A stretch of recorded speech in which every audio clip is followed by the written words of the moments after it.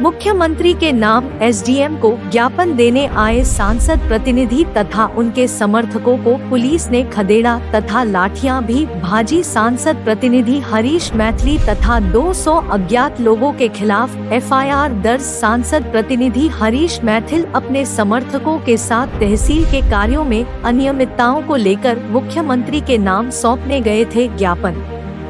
आंवला से बीजेपी सांसद धर्मेंद्र कश्यप के प्रतिनिधि हैं हरीश मैथिल।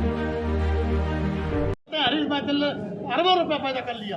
आप लोग बता दीजिए मैंने किससे पैसा लिया? हाँ तो जाके बता दीजिए।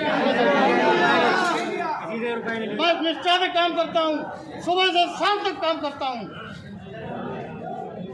और जो ये हमको बदनाम करते हैं, ये बदनाम इसलिए करते हैं क्यों?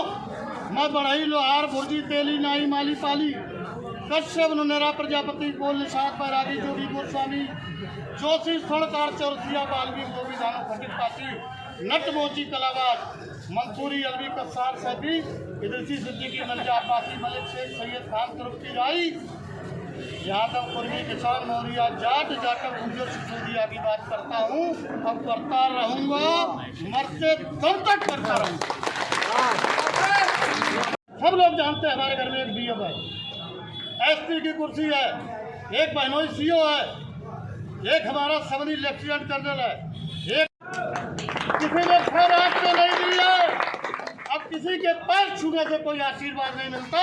हरीश मैथिल का संकल्प है, पैर मैं उसके छूता हूँ जो हमारे बुजुर्गों के पैर छुएगा। चार पानी का उसको बैठने दूंगा जो हमारे बुजुर्गों को सिरे तलक बैठने देगा।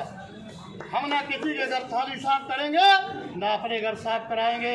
इसलिए भाइयों, जिंदगी दो दिन की सही, जिंदगी दो दिन की सही, मगर स्वाभिमान सम्मान से भरी हो।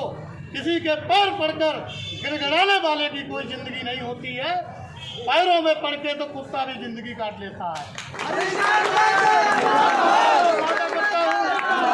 आपसे वादा करता हूँ, यह गंगा एक्सप्रेस पड़ता है, गंगा एक्सप्रेस वे रोड पर बन रहा है। आपने ग्राम समाज की जमीन को, आपने खाद के गड्ढों को, आपने खरियान की जमीन को, आपने नदी को खुदवा दिया और ठेकेदार से पैसा ले लिए। वो पैसा कहाँ है? आपको कोई पावर नहीं है कि आप कहीं से खरियान की जमीन, खाद के गड्ढे, आप ग्राम समाज की जमीन, आप नदी की जमीन खुदवाने का अधिकार आपको नहीं है। क्योंकि जो एक्सप्रेस वे पड़ रहा है उनको वो लोग अपनी जमीन खरीद के और मिट्टी डाले। आपने तमाम जगह गड्ढे करवा दिए जिससे लोग परेशान हैं और आपके कान में कोई बात सुनाई नहीं देती है।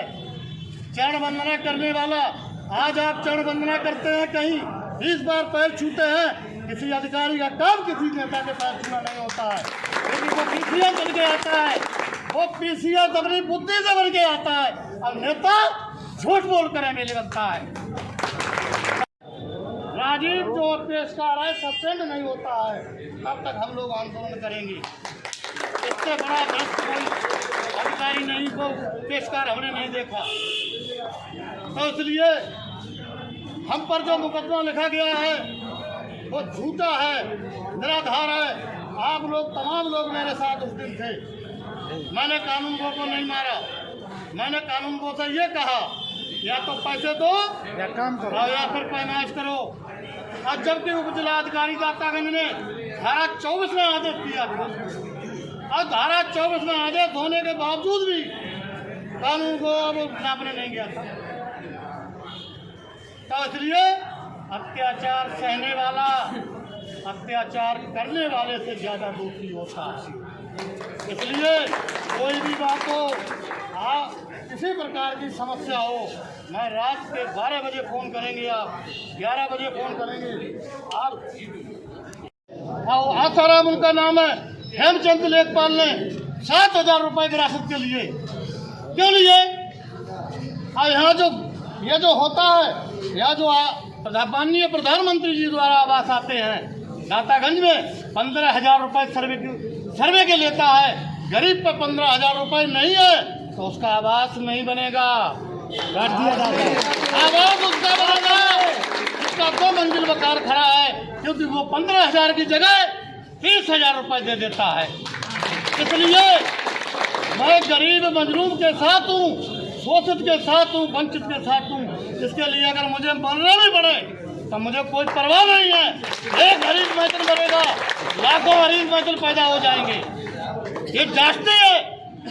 मैं कहता हूँ दूसरा, कहीं कोई पोर्टल जाता है, किसी भी पोर्टल पर आप शिकायत कर दीजिए, यहाँ लेखपाल और कानून को यहीं बैठकर उस पोर्टल का निस्तारण कर देता है। अब किसान इनके पीछे पीछे दौड़ता है। अगर कोई भी पोर्टल निस्तारण किया गया और ये किसान को सूचना नहीं दी गई तो फिर खैर नहीं रहेगी।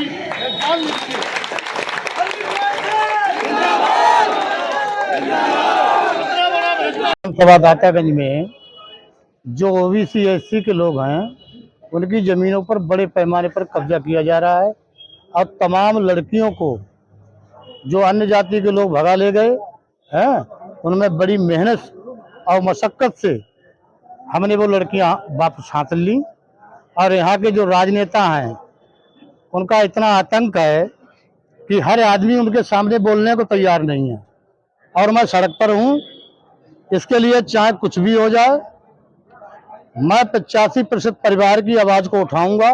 और गरीब किसी जाति का हो, मैं उस गरीब के साथ हूँ, शोषित के साथ हूँ। आपने मुकदमा का जिक्र किया है, मुकदमा ये मुझ पर लिखा गया कि एक पान सिंह हैं करीमगंज के, बौथरिया में उनका खेत था।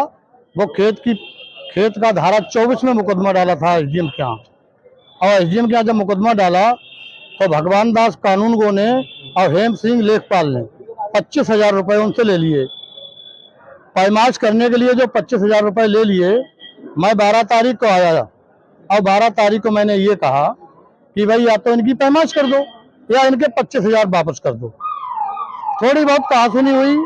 मैंने ना कानून गो को मारा, ना मैंने उनके साथ कोई बदतमीजी की, और कानून गो ने मुझ पर मुकदमा लिखा दिया। आप कह रहे थे कि कोई व्यक्ति किसी नेता के तलबे चलता है, तो कौन लोग हैं? नहीं, वो लोग यहाँ दातारगंज में सभी लोग जानते हैं।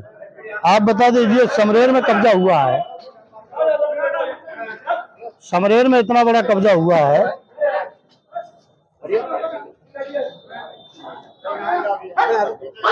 किसकी अनुमति से तकरीर कर रही है? नहीं, ज्ञापन दे रहे हैं भाई साहब। ज्ञापन है ये, ज्ञापन है। करीम साहब